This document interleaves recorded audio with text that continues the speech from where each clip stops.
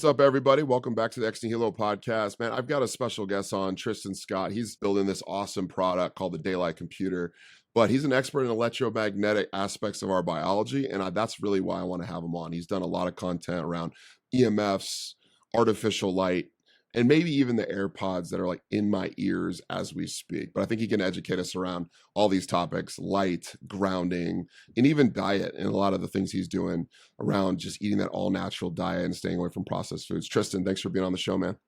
Absolutely. Yeah. Thanks for having me. You're going to bring a lot of expertise, but I want to hear a little bit about kind of how the light bulb went on for you, no pun intended, around, the concept of dysregulated light rhythms for humanity. We know it's a huge problem right now. All the artificial light. I'm literally in Seattle. It is, it's almost 3:00.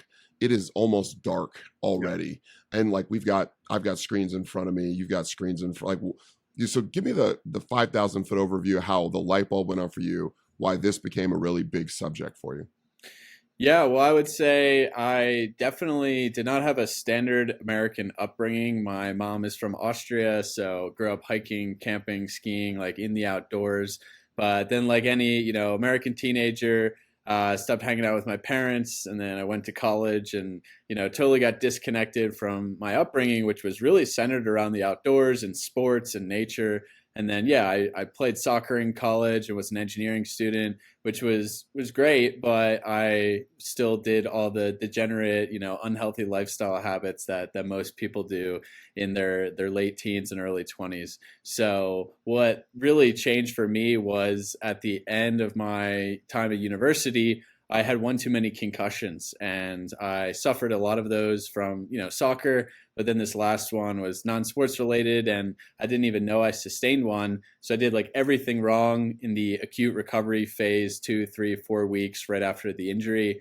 And I didn't recover. I didn't get better. And I ended up having post-concussive syndrome for over a year, like daily headaches, extreme irritability to noise, light, sound, really sensitive to stimulation. And I pretty much went from, a college athlete and electrical engineering student with a very demanding and high output lifestyle to I had to sleep 12, 13 hours a day. I couldn't really exercise. Like walking across campus was giving me extreme fatigue, and I could barely, luckily I was ahead enough in my curriculum to just coast along that semester in my coursework. And, all of a sudden my life got flipped upside down, and then I got no help from the neurologists that I saw. They kind of gave me in one moment a sigh of relief saying, yeah, you had a concussion and you're dealing with post-concussive syndrome. I was like, that's amazing. How can I get better? And they're like, oh, just take it easy and try and,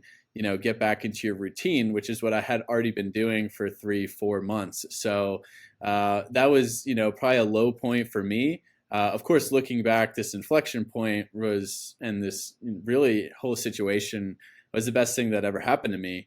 And it was because that summer I was spending actually in the Pacific Northwest, where kind of close to where you are in Oregon. And I had an internship. And although I felt terrible during the day when I was working, on the weekends, I got reinvigorated with nature and camping and getting outdoors, which is, very common in the Pacific Northwest and something, like I said, I did growing up. So that was amazing. And I felt better in the outdoors. I felt better when I was, just in nature, even though I was sleeping less and exercising more. So I got some momentum and then really used that to, again, I was pretty stubborn as a person. I'm like, I don't like taking no for an answer and being limited and told what to do and what I can't do. So it was driving me crazy that I had such a limited lifestyle because of my head injury. So I just began researching, and I got this momentum and started just consuming all this information online. There's got to be other people that have dealt with this. There's got to be some answers out there. And if I can get just 10%, 20% better, it's going to make the world of a difference. Because at the time, I was 22 years old, and I was just refusing to accept that as like the new reality for however long, for the rest of my life, or even the next, couple years. So I just stumbled upon, a few books around brain healing, around, optimal health. And I realized there's entire space dedicated with free information available to improving your lifestyle habits and improving your health and recovering from whatever ailment, specifically as well for brain injuries. So I just began consuming a bunch of information and implementing it. I cleaned up my diet, I focused on stress, I took some supplements, really dialed in sleep hygiene, and I started doing things like blocking blue light and grounding and getting morning sun, and just thinking about that aspect at a very high level of what happens when you kind of just deliberately make change in your lifestyle. And I started to get better. And then I started to ease back into exercise. And eventually I was, at a point where I could do a lot of the things that I wanted to do. And then I graduated college in 2019. And from there, because I went from, the lowest point of my life to a pretty good state, I just became obsessed with learning about this. And as a young man graduating college, I realized your health is probably one of the most important things to become educated on. And it seemed that the information and education we were getting from the mainstream was really off from what is the truth behind how our biology should be functioning and what we should be doing and implementing in our lives. And over the years, I just kept learning and implementing more things. And over time, as I just got more connected on a day-to-day to nature, I spent more time outside. I spent more time focused on mitigating toxins, cleaning out my light environment, being cognizant of EMFs, like all these things. I was slowly progressing each year. I just kept feeling better and better and better. And, I got really into the food system early on. I wrote a book half about regenerative agriculture and Bitcoin, which is another passion of mine, is just decentralization. Nice. Because I think that centralized entities and government is the reason why all of this, has happened in terms of this misinformation, outsourcing the quality of our lives for convenience. And then it all, of course, can be tied back to money. So I got really into that and, wrote a book on it called Bitcoin and Beef. And then I slowly realized after that I had this unique position as someone who went to college for electrical engineering. I got my bachelor's and master's in electrical engineering, and I was really passionate about health. And I never thought that my degree would be so relevant and helpful for understanding biology and understanding really how to unlock, the most vital life possible. And then I knew about grounding and EMFs, and I was practicing I was practicing the basics for years, but I never took a deep dive into the research until I wrapped up my book in like 2022. And it was because I started seeing more and more people talk about these things online. And I realized that the basic health influencers out there didn't have a firm understanding of physics 101. So they were saying things, and there's a lot of, snake oil out there in terms of EMFs especially, and what's right, what's wrong, or, just looking at different nuances in the field. And I realized I had an opportunity to, take a deep dive and understand these topics and truly, be a voice and educate on it. Because unlike diet, where things are very tangible, you physically eat something and feel how you feel afterwards, the electromagnetic spectrum is much more subtle, and it's around us all of the time. And what I always like to tell people is, yes, diet, the water you drink, avoiding plastics and all these things, extremely important. But what people often overlook is the electromagnetic inputs to our biology, because that's something we're exposed to 24/7, 365 days a year. And we are really distorting the spectrum and the environment from where it should be and where it was before we invented the light bulb, invented all this modern technology. So I just went deep into the research. I had my own podcast, and that eventually led me to, Daylight Computer, my connecting with my founder. And now I have, my job is to bring healthier technology to the world. And what a journey, what a path. And I'm really grateful for it. And I think the timing is ripe. We have folks like RFK Jr. coming into office who has acknowledged EMFs being detrimental for health and suing the FCC. And we're getting a lot of momentum in the light environment. And I think it's amazing. So that's kind of my journey since 2018. And it's incredible how far everyone's come, but how I can have such a positive impact by talking about this stuff. Yeah, I love how you called out the snake oil all over online, right? There's all these different perspectives and thoughts. And, if you've got a big enough following, you can kind of say whatever you want and people might believe it. What do you think are some of those bigger things as your story was progressing? What were some of those bigger like forms of snake oil that you were coming to see out there in sort of the online influencer space that was totally wrong or at least partially wrong in regards to EMFs? Yeah, I mean, the big one with EMFs is anything that's like a pendant or a sticker or a harmonizer, or it's like, buy this thing and you can neutralize the bad EMFs and you'll only be exposed to the good ones. And that sounds amazing. Like, I would love for that to be true. But to understand that there's almost no chance that's actually possible from just a basic physics perspective. Now, I do want to say there's always a realm of possibility, and your own mindset is tremendously important. So I always want to preface, because EMFs being potentially, being detrimental to your health is very inconvenient. It's unfortunate, actually. I wish it weren't true, because we're surrounded by these man-made electromagnetic fields. It's our technology. Right. We're on it more and more each passing year. And I wish there was a very simple solution to, this whole situation. But in reality, that's not the case. And basic physics do apply here. But having this kind of, in general for health, you can easily get overwhelmed and, worry about all the stressors in your environment, and they'll end up affecting you more. So I do want to say that. There are easy things you can do to reduce your exposure by like 90+%. But yeah, the stickers, the pendants, you have to understand that, let's say the power coming out of your outlet is 60 hertz. Most people know that in the US. It's 120 volts, 60 hertz. That means it's oscillating at 60 times per second or 60 cycles per second.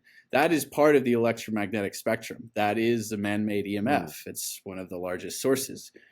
Your phone, your Wi-Fi in your house is also an electromagnetic wave. It's the same thing. It just has different frequency, different wavelength, and different energy of that wave. And the frequency of Wi-Fi is 2.4 gigahertz. That means it's oscillating 2.4 billion times a second. So vast difference from the electrical power. So how could it be possible that like one little pendant or sticker is going to neutralize both of those frequencies at the same time? From an engineering perspective, you can make like filters and, certain components and circuits that filter very specific frequencies and wavelengths. But to say that it's going to neutralize and harmonize such a wide range, and I just gave 2 examples, there's a whole lot more. I mean, the radio frequency spectrum itself, everything from, the Wi-Fi in your house to 3G, 4G, to like airport communications, to FM, AM radio, there's a lot. And if you look at the radio frequency spectrum, it's divvied up like a pie, and there's so many different frequencies, and that's why we keep having to go higher and higher, because we simply run out of room. And absolutely none of those frequencies in the radio realm are native to the Earth. They're all alien. And if I go out like in the middle of nowhere in Wyoming and bring my EMF meter, which I have, which only measures a portion of the radio frequency spectrum, but the one that's most relevant to our modern technology, and I go out in the middle of nowhere in Wyoming in the mountains, it's 0. Like the normal reading is 0, not just a little bit. So there's been an infinite increase in EMF exposure, and that's what I think is very important. And it's unfortunately a complex problem to solve, and one that's not going to be solved by stickers and pendants. I think part of this episode is really creating awareness, because like you're in just a few minutes are already bringing so much information, something you've studied to a high degree, and most of us are just taking for granted. So like, we've got our cell phones, you've mentioned Wi-Fi, radio frequencies, all these different things, and it could be overwhelming. So I do agree with calling it out, like, hey, like, this can be overwhelming. You can stress out and give yourself a panic attack, and that's just as bad in a whole different way. But that being said, if the regular like the natural amount of EMFs is zero, it sounds like you're saying most of us kind of just live in a bath of EMFs. Should we accept that? Is that part of normal life going forward? What are your thoughts on the fact that we just kind of live in this now? What does that bring to your mind? Yeah, we should. Definitely, we need to accept it. Most people have, and they don't realize it. And again, freaking out is not the best thing to do, because you can change very small habits in your life and reduce exposure tremendously. And I wanted to say there are native EMFs to the earth, and that's what's really important. And the way I like to explain this all is, think of all of the radio frequencies, all of your technology, all the electrical power, all of that's alien, that's non-native, is noise. And when you have a lot of noise, it distorts the signal that you want to receive. So the more noise you have, the harder it's going to be for your body to interpret the correct signals and be connected to your environment and adapt your biological functions so that you can thrive. And the correct signals are both visible and non-visible electromagnetic waves that have always been present. And that's the solar spectrum, including ultraviolet, including infrared, and including the visible portion. It's the Earth's natural geomagnetic field, electric field, and Schumann's resonance, which the magnetic field is the sole reason their life exists on this planet, because it also shields us from the harmful, like really ionizing radiation. And those, especially the magnetic field of the Earth, they're quite weak in intensity. So we're able to sense this, and so much biology on this planet uses it for geolocation and understanding the seasons and understanding what they should be preparing for, hormonal output, etc. Because we're very cyclical creatures. We're cyclical on a daily basis, and that's why our circadian rhythms and light is so important, because that is the main input signal to our biology. And then we also, depending where you live, like you're saying, as we started recording or right before, it's winter and the sun is not available after 4:30 p.m. where both of us are living right now.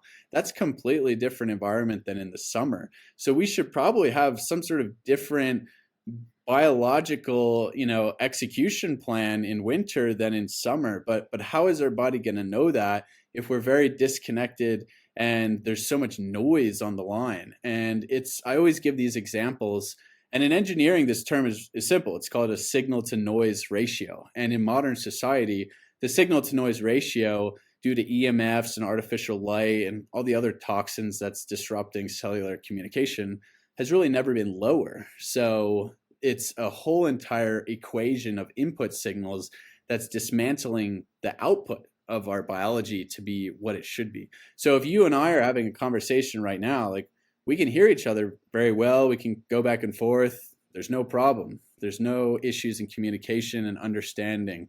But if we had 100 people in the room, 200 people in the room, or a bunch of other things in the background, it'd be really hard to understand what you're saying or what's going on. Probably need to ask you to speak louder, which when you speak louder, it requires more energy.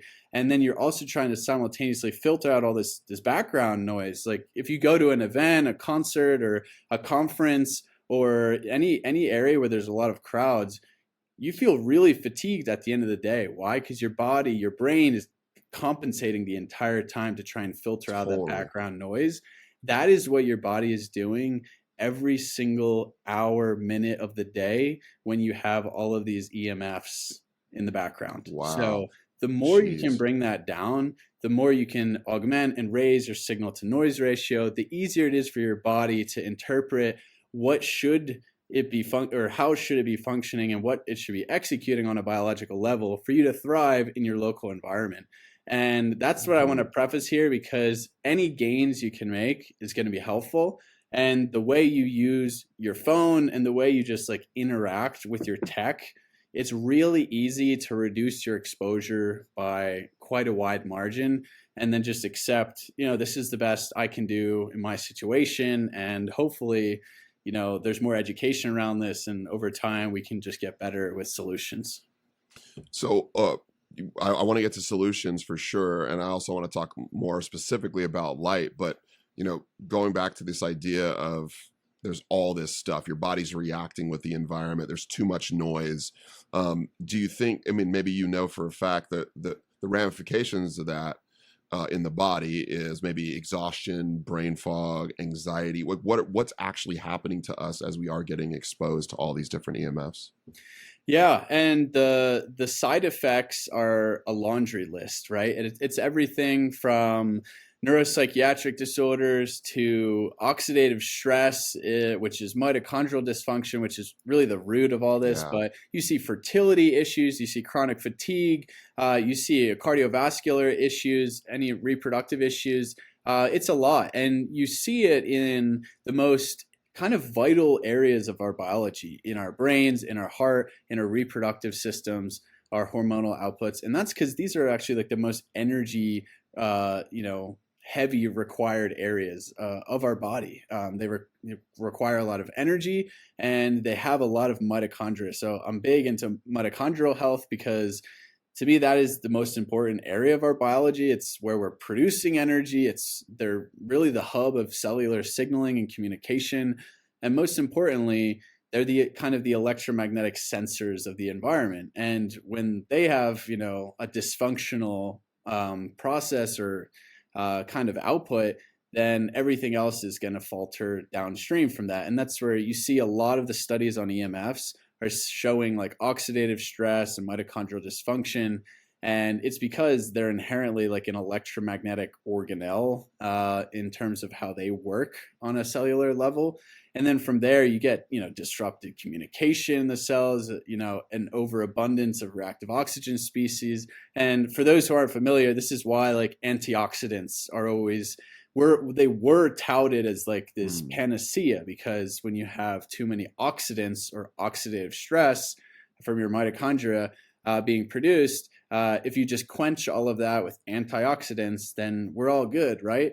But unfortunately, it never works. That only worked in like petri dishes, and it's for many reasons. One of them is because a lot of antioxidants you take orally don't really make it, into the cell where they need to go. But the second reason is reactive oxygen species are signaling molecules. So if you just mute the problem, you're not solving the problem. We need to understand why there's dysfunctional communication in the first place. And that's, typically because you're getting these misaligned input signals. So it's a whole swath, but yeah, I think chronic fatigue and just reproductive issues to me are probably like the top of the list. And of course we're seeing, chronic disease like cardiovascular disease, cancer, and all these things happening earlier and earlier. I think that's a byproduct of multi-generational mitochondrial dysfunction and DNA mutations. But just think, the average person quite literally needs to drink a few cups of caffeine, take whatever stimulants, and they're still like struggling to get through the day. Like very few people just wake up and go throughout their day like they're raw dog in life. No one is doing that anymore. And that's like a telltale sign is if you strip all your stimulants away, what is your energy like? Is it horrible? Because that's not normal. Although it might be common, none of this is normal. And all these reproductive and fertility issues, none of that is normal. But it's become so common that people think there's not that much wrong with me. Yeah, when people do mistake commonality for normality. So it's like, because it's common, therefore it's normal. And you're right, like that's a great indictment on everybody, including myself. Hey, if you remove caffeine, if you remove all these stimulants, and you got nicotine patches, and you got to do this, and this to wake up. And then I, try to eat as many antioxidants as I possibly can to quote cancel out all the oxidative stress. It's not necessarily a recipe for success in modern society. Yeah, and it's hard to like capture that in the moment and realize that.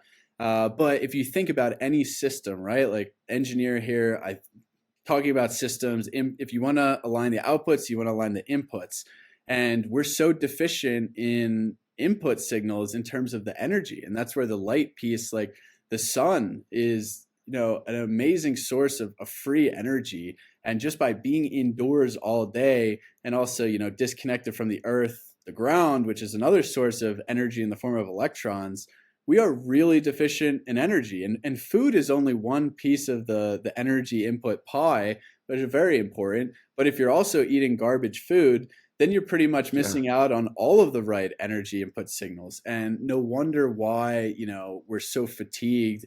And when you don't have enough energy in the system, you're not going to be able to execute cell cleanup and, fight off kind of dysfunction and poor communication, which leads to issues. And then ultimately over time, it leads to inflammation and chronic disease. So it's no surprise when you just look at how disconnected we've become as a society. Yeah, it's a full frontal assault on many fronts. You've got the EMF front, you've got the dysregulated circadian rhythms, the junk light in the evenings. Yeah, I mean, one of the biggest ramifications, is the poor sleep. Maybe being waken up in the middle of the night, different Wi-Fi signals, EMF, all that stuff. You're not sleeping well. You've stimulants. You're eating junk. You're not touching the earth. There's just like inundated with all of these different things hitting you at once. And the recipe is, like you mentioned, the chronic disease, a metabolic dysfunction, things that lead to cancer, heart attacks, anxiety, all of these different things. And so people are getting hammered. So I got to ask the big question, which I think everyone's probably thinking at this point if they haven't heard you talk before, which is, okay, like what are some of these big sources of EMS that I'm exposed to on a daily basis? And maybe what can I do about some of those bigger sources? Maybe you can answer those one part. Yeah. And I think people should know that absolutely the number one source of EMFs is your phone by far, and the way you interact with your phone. And if you spend a lot of time on your laptop, of course, like a lot of us do, like those are the biggest levers to pull. And the reason for that is because our phone is attached to us at the hip now as a society. It's very scary and concerning for many reasons. But from the direct, EMF perspective, the most important thing to understand about electromagnetic waves, this is light, this is radio frequencies, this is electrical power, is that they decay at a factor of, a squared factor as you increase your distance to them. So if I put 2x distance from me to the laptop, it's actually going to 4x reduce the amount of EMFs. And if I triple it, it's going to 9x. So it decays very quickly with distance. So the number one thing you can do is put some distance between you and your technology. And what that looks like is don't put your laptop on your lap. Don't put it right over your reproductive organs. Put it on a desk. Put it a foot away from you. Don't hold your phone next to your brain when you're making a call. And most people don't realize this. And typically how I talk about these podcasts going a little out of sync normally compared to normal here is to convince you that there's actual like warning labels on your smartphones that you have to go and read, but you can look this up. And Apple, Google, Samsung, they state never hold this device on your body. Always use hands-free or speakerphone when communicating on this device, or always put at least like a couple centimeters of separation.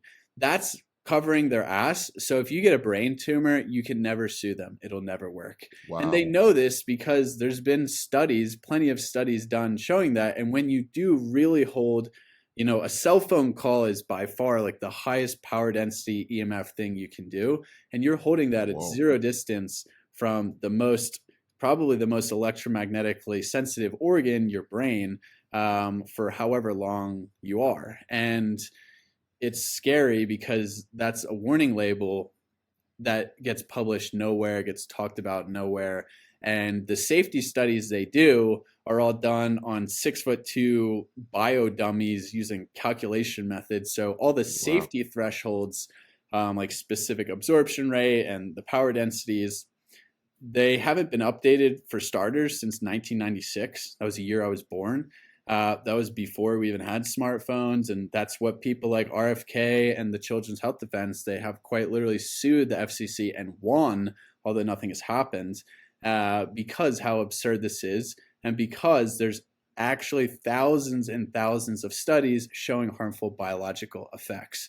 So the distance piece is Wow. important. So what does that look like in real use case? Use headphones, use speaker phones, hold it away from your body. Don't carry your phone on your body. Turn it into airplane mode, or if you're a woman, have a purse or put in your backpack. But really, if you're not using technology, whether it's a phone, whether it's a computer, whether it's even like the lights or the TV or some appliance, especially in your bedroom, turn it off, unplug it. You don't need to have it powered on and then be exposed to these EMFs for no reason. And distance alone will reduce your exposure tremendously. And the other thing, I want to highlight is something you mentioned already, and that's sleep. So most people have a 9 to 5, or they just hustle, and we all work on screens, we all work on tech, we all use phones, we all use laptops. Tristan, I don't think I can really reduce exposure that much. I live in an apartment complex. There's 42 Wi-Fi networks and all this stuff. But if you can prioritize your sleep environment to be as optimized, as dialed in as possible, that's where you're going to get this cell restoration, the cell repair, and kind of offsetting a lot of the day's damage. And if you respect your light environment, blocking blue light at night, have a nice wind down routine, and if you can, turn off the Wi-Fi at night, you don't need the Wi-Fi on when you're sleeping. You don't need the phone next to you on when you're sleeping. You're not going to use it. And if anything, that's going to put you in a weird mental state on top of the EMF exposure. Don't have a lot of powered things plugged in your bedroom, especially if you're sleeping with your headboard next to an electrical outlet or something plugged in. And really respect your sleep sanctuary so that you can be more resilient to what you can tolerate during the day. That's my number one recommendation. And you can go very extreme and hardwire your internet like I do, but I know that's really inconvenient for almost anybody. But the way you use your phone and respecting sleep and understanding as well, here's something that is really easy, is Wi-Fi is almost everywhere, right? If you have Wi-Fi on and cellular data on at the same exact time, those are two different frequencies, two different RF electromagnetic waves that are pinging a network at the same time, and they do the same thing. So I always tell people, at least turn your cellular data off, or turn airplane mode on, and then click Wi-Fi back on. Because if you just make calls and text on Wi-Fi, and not both Wi-Fi and data, you're already, there you go. That's reducing your exposure by 50% or maybe 60%, because cellular data is typically a stronger output signal than Wi-Fi.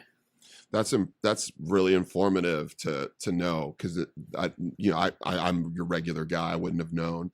These are operating on two different things, and they're both creating sort of this EMF coming through. So if I were to say, all right, Tristan, if I put a Wi-Fi kill switch in or something, turn off my Wi-Fi, put my phone on airplane mode, and maybe not plugging things in near my bed or even in my room, if I can help it, would you say that's a decent start to creating some sort of nice sort of wind down EMF reduction around how I'm sleeping? Is that a good start, or is there other things I should consider? 100%. I think it's the best place to start. And you can buy a timer, an outlet timer for $10 at Home Depot. And if you have roommates or something that stay up late, you can adjust the time. And even 5 hours of no exposure is helpful. And why I'll tell you that is important is because I've read a lot of these studies, a lot of these reviews, and a lot of the studies show harmful effects after chronic duration of exposure. So we're talking 24, 36, 48 plus hours in a row of exposure. And again, it's because your cells are resilient and they can repair and restore communication properly at nighttime, but it's when you don't get a break. So think about the last time you were in a place with no Wi-Fi. Just think about it. I mean, for some people, it could be years. I mean, years. And even in my house, when I turn the Wi-Fi off or have no Wi-Fi and I'm hardwiring, everything's on airplane mode, there is still, a few hundred microwatts per meter squared of radio frequencies because I live in a town and there's nothing I can do about that. I'm not going to say if you live near a cell tower to move. I want you to think about what's in your immediate environment. And if you do the things that you just said, you can reduce your exposure on a daily basis, like overall, easily by 80, 90+%. So what about your average person? Maybe this is your average person. They've got a bunch of plugs next to their bed. They got their phone charging. They've got, Wi-Fi kicking. They're falling asleep to scrolling on Instagram, or maybe they've got Netflix in there and they've got AirPods like mine in, all just sort of bathing in EMFs, saying no go, like bad idea is what you're saying? Yeah, I mean, I think people should just try and really respect the bedroom as a place for only like sleeping and making love. And if you want stimulation, like think about why are you finding yourself doing those things? Because the dopamine feedback and desensitization of our dopamine receptors is a whole nother conversation, but that might be why you're falling into this. And then you maybe you're aware of EMFs or these toxins or things, but you don't have the dopamine to go and do something about it. And you can get in these negative feedback loops very easily. But I would say respect your sleep environment. I'm often doing work late, and that's the reality of living in a modern online world. But if you try and just set boundaries and respect that and try it out, I mean, I'm not here to like force you to do something. I'm here to tell you what I've read based on the research, what I know about our biology being innately electromagnetic. And if you don't believe me, just think about what they use to monitor brain activity, heart activity, and how to find tumors and torn ACLs. That would be an electrocardiogram and electroencephalogram and a magnetic resonance imaging machine. So our biology is electromagnetic. And if you just think about that, and why would you not want to have better energy? Why would you not want to have better hormonal output if you're trying to have a family or want to have a family or want to just be more active and happy and better emotional control and lower stress? That's, I think, the most important thing. Everyone can agree that society is very stressed out right now. And a lot of that is because of things that we can't even see. And our body is just always on edge in the sympathetic dominant state because we're just being assaulted by things that are keeping our nervous system hyperactive. So give yourself a break and you'll be astounded at how you feel after a month of cutting stuff out. And the unfortunate reality will be when you go back to an environment that is very noisy or EMF laden, heavy, high intensity, you will notice. It's like if anyone's cut out like Tide detergent and then a month later they go and use it again, your skin will like break out in a rash from all the synthetic fragrances and stuff. So the same thing will happen with food, with EMFs, with light. Your body will finally be able to breathe, but you may not even recognize the benefit until you go back into environment and then be like, oh yeah, I have been feeling a lot better this past month. So give it a shot. That's great Cost advice. $0. I'm not selling anything. That's right. It doesn't cost save anything. You money. Yeah. Yeah, and it might save you some cell phone data. It's going to save you, maybe there's no downside to trying something and seeing how you feel. I think the danger is for people to just believe that, hey, all this stuff's probably fine. And I think it's pertinent to every individual to do their own research to figure out, hey, what am I actually doing to my body? Whether it's diet, whether it's related to things like electronics, like what is actually causing, dysfunction. And maybe instead of just going to the big pharmaceutical companies and taking the nearest, SSRI, we could investigate the inputs we might be actually putting into our bodies or causing our bodies to be exposed to that may actually be causing some of this dysfunction. And one of those biggest things, I think, and you talk about this a lot, is light exposure. And so EMFs are one side of this, but then there's also the actual physical light and my circadian rhythm being disrupted. Talk a little bit about what you've understood to be the importance of a good circadian rhythm and why some of the light exposure we're exposed to these days is maybe is causing some dysfunction. Yeah. Well, first let's talk about why circadian rhythm is important. And, we've talked a lot about the body being a system, and it is. And what is the most important aspect of, a system really, and take energy out and everything? It's timing. If you have things that are working, we're talking about trillions of chemical reactions happening in a second.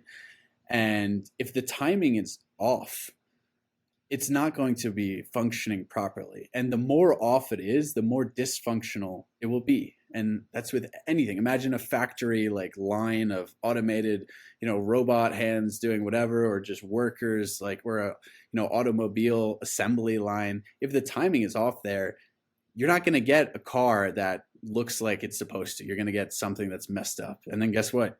Can you drive it, or does it work as well? Probably not.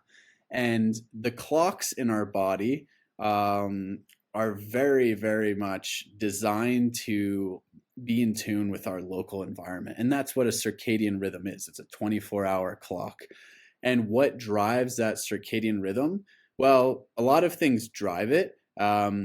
Light is the number one driver of the circadian rhythm. It is the number one input signal that is setting the circadian clock in our head, which is called the suprachiasmatic nucleus, which doesn't matter, but that's like the master clock, and then everything sounds cool runs. Though. Sounds like really cool. Sounds like we're it's all legit. really smart because we didn't mispronounce it. But that sets the timing for everything else downstream of it.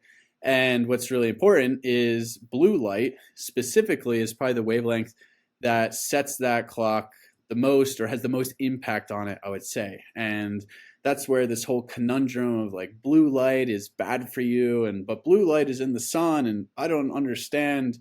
It's really simple. What exists in nature is what we are designed to take as an input signal. And what exists in nature is the solar spectrum. And the solar spectrum is vast. It's the full rainbow: violet, blue, green, yellow, orange, red. And then we have infrared on the lower energy side, which we can't see and is always present, and ultraviolet, which is high energy and is present when the sun is at various angles to various degrees. And, what we take as an input to make things like vitamin D, but is more available in the summertime when the sun is at higher angles of elevation and for longer. So that's what's available. And you never get blue light without yellow, green, orange, red, infrared. It's never present. You never get ultraviolet without everything else.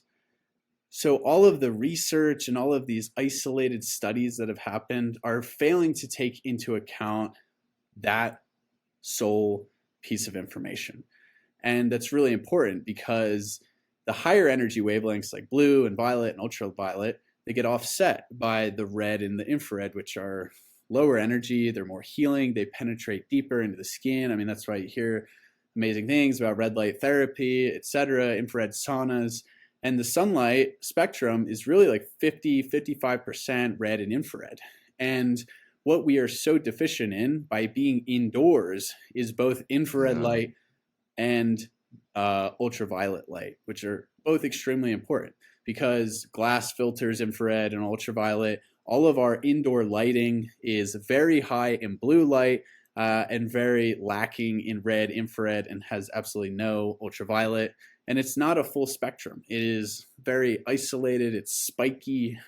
It's narrow in terms of the wavelengths it's outputting, especially things like fluorescent lighting. And again, most importantly, it's not evolving on a 24-hour or 12-hour basis when the sun is rising and the sun is setting. Our biology looks for that information.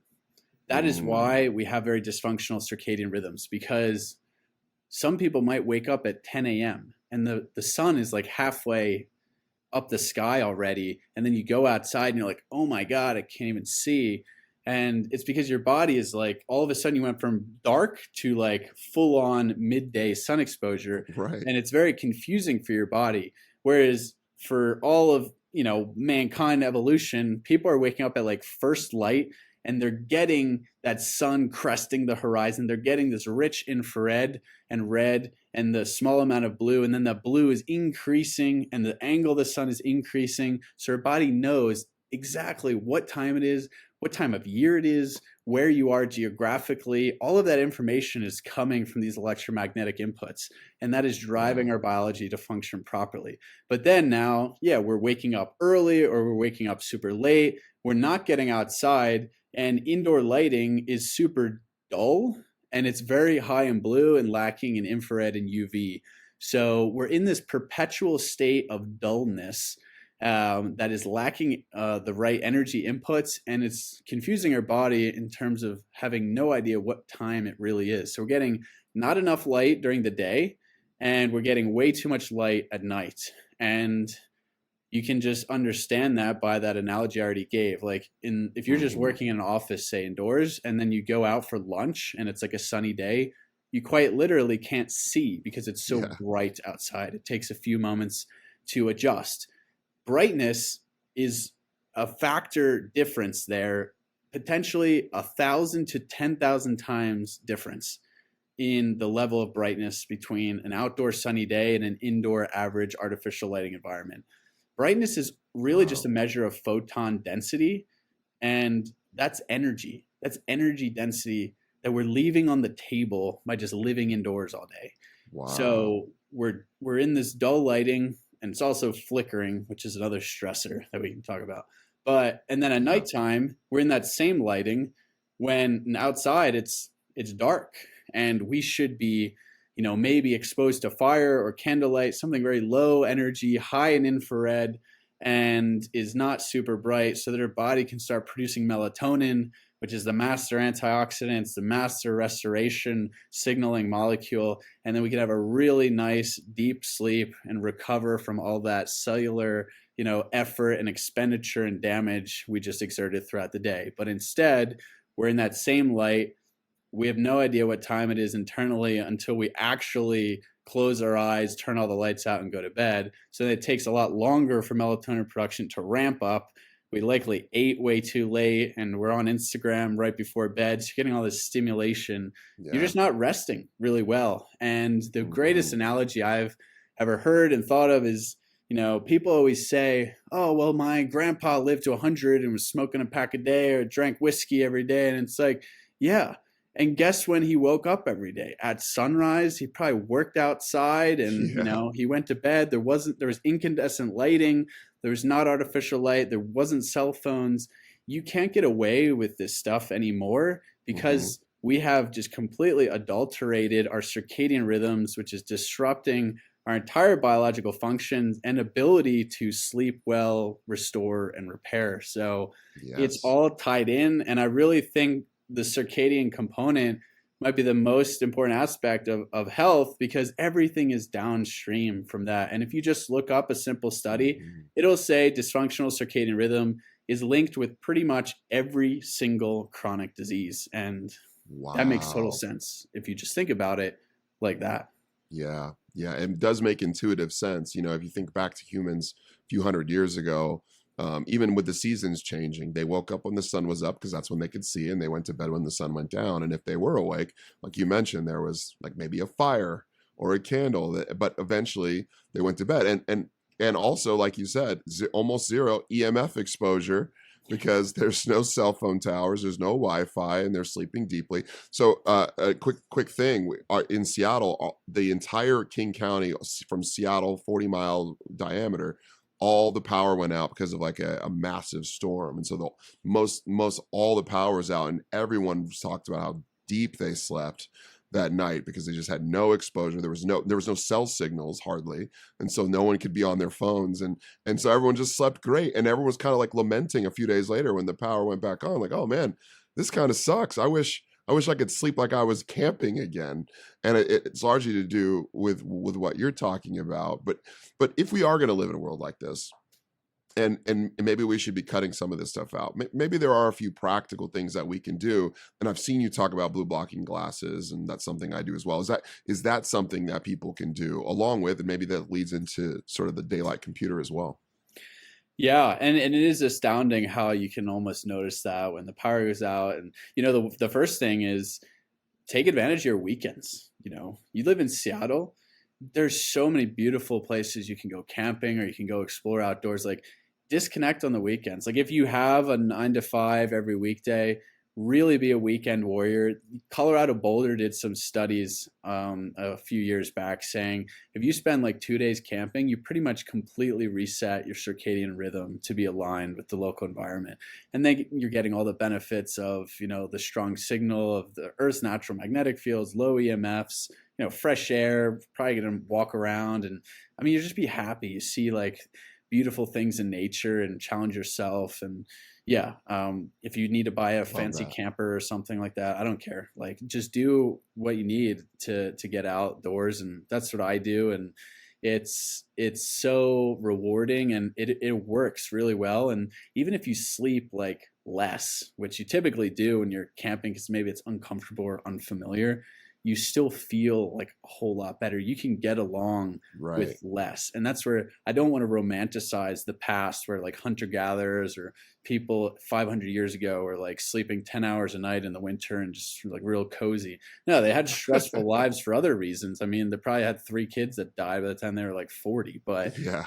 when they rested well, and they didn't have all these other stressors or inputs that are just like innately present all the time. They had real stress and real problems to deal with. And it's a completely different environment, but they were like outside all the time, like pretty much always getting that. So what I would say for people is just think about how you can align your lifestyle to be more in tune with the local That's rhythms good. of your environment. Wake up at sunrise or first light. That's pretty reasonable to do. And the first thing you should do when you wake up in the morning is go outside. Whether it's cloudy, whether it's rainy, whether it's snowy, whether it's sunny, go outside, go for a 5 minute walk, maybe 3 minutes, or just stand on your front porch and be outside. Because what you're doing when you do that is the first input signal you're giving your body is that light in the environment, and it's setting yourself up for success for the rest of the day. Whereas so many people, they wake up and they'll go on their phone, and that is setting yourself up for not a good mental state at all for the Yeah. rest of the day, and a very distorted input signal. So I try and push off turning on all the technology as best I can, and then try and get outside just as much as you can, point blank.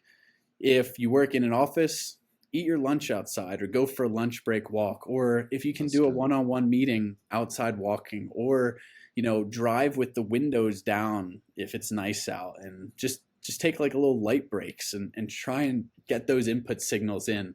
And then at nighttime, yeah, be respectful that when the sun goes down, there would be zero light in nature.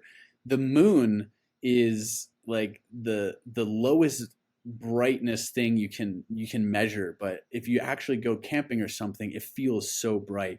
We become so Hmm. sensitive to light when it's dark out. So think about getting dimmer and more full spectrum lighting solutions in your house. I do think incandescent bulbs are by far the best solution to Hmm. modern lighting because they are full spectrum in the fact that they contain a vast amount of infrared light, which, as I mentioned, is probably the number one deficiency from being indoors from a light perspective Hmm. outside of ultraviolet.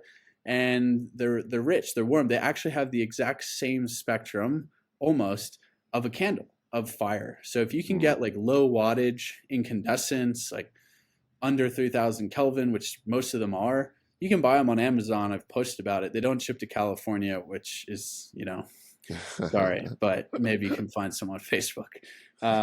Use that.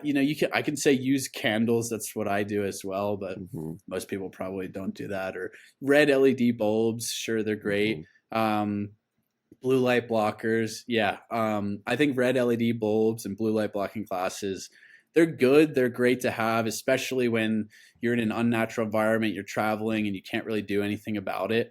Hmm. But they're like band-aid solutions, I would say. Yeah, And that's that's good. why, software filters, like you can triple click your phone screen and make it red like that, which is helpful. And I do.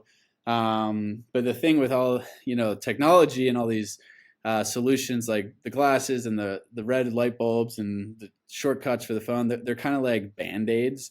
And nobody wants to look at a screen that's like dark red, which is the only way to get rid of like all the blue light. And that's why, we've trying at Daylight Computer to lower the barrier to entry as best as possible and respect your sleep, routine. Like I said before, I think that's just super helpful. Yeah, Daylight Computer is this awesome piece of technology that's trying to help us facilitate a more healthy way of life as it relates to the computer. So could you give us a little bit of the elevator pitch, the elevator story on why this computer exists and why it might be helpful for what you're talking about? Yeah, so technology, and here's Daylight Computer. You can see it, but technology is not really, it's not really as good as it could be. It's amazing. We have the universe's knowledge at our fingertips, but we're more distracted, we're more stimulated than ever before. And as a result, we've become very unproductive and unhealthy as a society. And it doesn't have to be that way. And I think everyone can relate to the fact that they're probably somewhat addicted to their phone, or their kids are addicted to their iPads, or they just inherently know that screens are not great for them. I think everyone can get on board with that. Now, they don't really know why that's the case, but I'm here to tell you that's definitely true. And it's because these things were designed not with your health, not with productivity and well-being in mind. They were designed for, optimizing the brightest colors and, the best Candy Crush experience, and to really keep you on the device as long as possible. That's the business model that big tech is in, because they need to just keep growing and growing and growing. Right. And that's not leading to more helpful devices that are interfacing with humans in a synergistic way. So we have the screen is the main problem, because that's the main way we interact with devices. They also emit EMFs, so we already covered that. And the screen itself is just like an LED light bulb. It's very high in blue light, and it's very lacking in red and infrared and full spectrum. So it's very stimulating, and it also flickers. LEDs flicker. Your phone is really bad. We're talking like 400, 500 times a second on an iPhone, and that's at a speed where your brain can no longer visually see it. Your eyes can't visibly perceive it, but your brain knows that it's happening. And if you take a slow motion video or picture of a screen, you can see how it's like distorted and changing amplitude and flickering. And this is like a known problem, reality. And the side effects of flicker are also very much agreed upon in the literature and even electrical engineering standards. And it says flickering LEDs and lights can cause eye strain. It can cause headaches. It can cause migraines. It can aggravate symptoms of autism, and it can also induce panic attacks, epileptic episodes. But for some reason, the standard in all LED electronics control is to use pulse width modulation, or like pulsed lighting control, especially when changing brightness. And that's leading to a high amount of flicker. And at Daylight, what we've done is we've just tried to list out the reasons why technology is bad for you, starting with the screen. And we invented a new display technology that is lower stimulation. It's similar to a Kindle, where you get this paper-like experience, but it's fast enough to be used for a full computer, full tablet, which is our first product, form factor, functionality. So you can go on social media, you can go on the internet, you can go on, Google Mail or Docs or Word and write emails and do essays and spreadsheets, but there's no color, there's no stimulation. It's just there for you to get work done.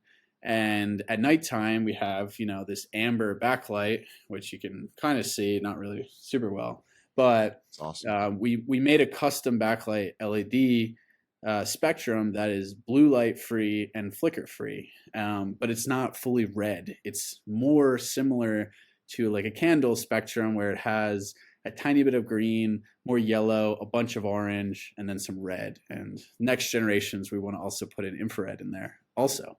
So you're able to see it, at lower brightness and have a better visual experience, which is all very important in terms of your sleep and melatonin disruption for light at night.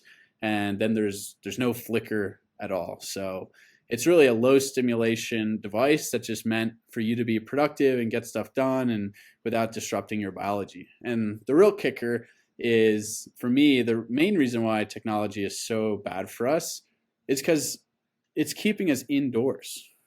Why do we spend 80-90% of our time indoors in modern society? It's because we're doing work, and we're doing work indoors. Why are we doing work indoors?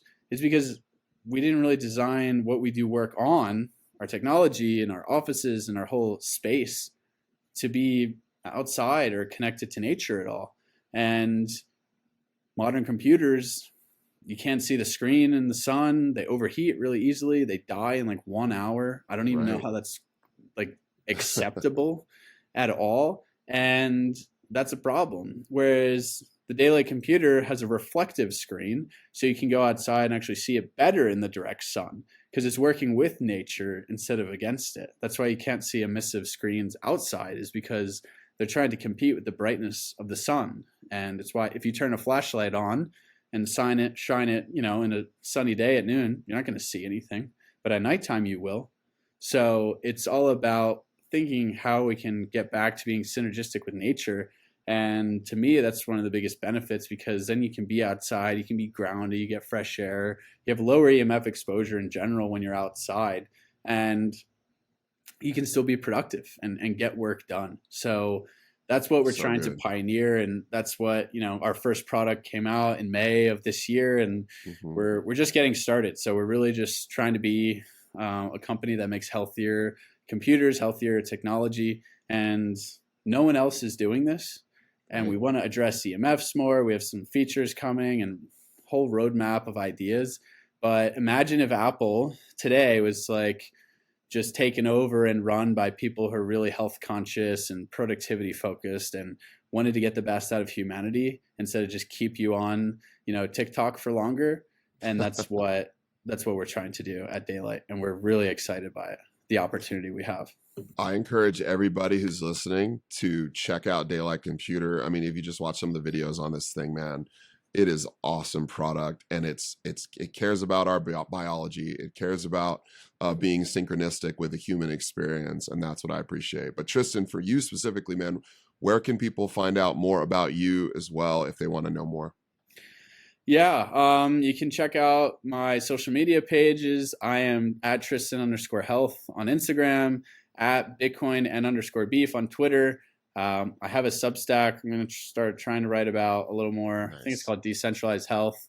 And then, Daylight Computer is daylightcomputer.com and at Daylight Co on socials. So appreciate anyone who supports, and we're looking for feedback. We're looking to really get this out into the world, especially for kids. We didn't even talk about kids, but I'll just give you a little sprinkle here. Children are far more susceptible to electromagnetic inputs. They're far more prone to being addictive to technology, as we know. Like iPad kids is literally a meme. And it's really concerning for me that the next generation is being set up for failure at a very early age. And I think we all need to come together and realize that this needs to change. And whether you can do something for your own lifestyle habits or for, the next generation or some young children that are in your, sphere of influence, that is where we need to be focusing our attention and where we think we can have the biggest impact. That's really good. I love that. And maybe we got to have you back on to talk a whole nother hour about that stuff, man. I'm going to put all the links in the show notes that Tristan just mentioned. So if any of that sounds interesting to you, man, all those links are going to be there. I'll also put a link to his book as well. So Tristan, man, thank you so much for jumping on the show. Appreciate you.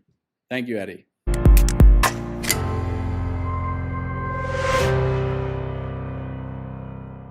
One more thing.